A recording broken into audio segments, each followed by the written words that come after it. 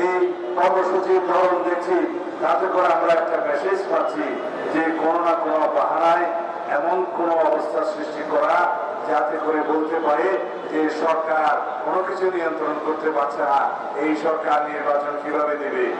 আর কিছু কিছু প্রশ্ন তো ইতিমধ্যেই আপনারা তুলেছেন, এই নির্বাচন কমিশন নিরপেক্ষ নয় কেন? শাপলা প্রতীক না দিলে কি নির্বাচন কমিশনের বিরুদ্ধে অঙ্গনে চলা যায়? জাতীয় প্রতীকের মার্কা ছাড়া কি বাংলাদেশে আর কোন মার্কা ছিল না? এই প্রশ্ন তো আমরাও করতে পারি।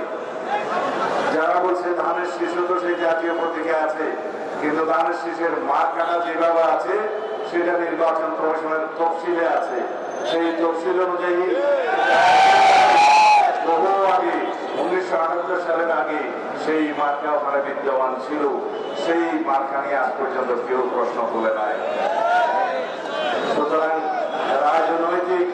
রাজনৈতিক বক্তব্য প্রদানকালে রাজনৈতিক ইতিহাসটা আগে চর্চা করে বক্তব্য দেওয়া উচিত। যারা বলছে আইন শৃঙ্খলা পরিস্থিতির অবনতি হচ্ছে, কিন্তু সরকারের তো আপনারাও অংশ। কাদেরকে আপনারা উদ্দেশ্য করে বলছেন যে সরকারের অংশ আপনারা? ঘুরিয়ে ফিরিয়ে বাংলাদেশের মানুষ সবই জানে আপনাদের দুইজন উপদেষ্টা সেই সরকারে বসে আছে। 2 দিন পরে তারা আপনাদের সাথে জয়েন করবে, তারপরে আপনাদের সাথে নির্বাচন করবে। এই দৃশ্য তো আমরা দেখার জন্য অপেক্ষা করছি। বাংলাদেশের জনগণ সবই জানে, বুঝে। সুতরাং অত্যন্ত সতর্ক পদক্ষেপের সাথে বাক্য চয়ন করা দরকার, রাজনৈতিক কর্মসূচি প্রণয়ন করা দরকার। আমরা আশা করি বাংলাদেশের গণতান্ত্রিক শক্তিগুলোর মধ্যে যে কোনো ধরনের ফাটল সৃষ্টির প্রয়াস যেন ফেসিবাদী শক্তি না পায়।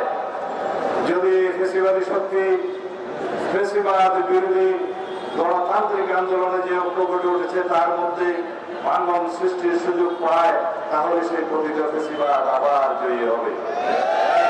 আমরা কি সেটা চাই? বাংলাদেশে কখনো ফেসিবাদের আগমন হোক সেটা চাই? এদেশের জনগণকে ফ্যাসিস্ট হাসিনার কোনদিন চেহারা দেখতে চায়?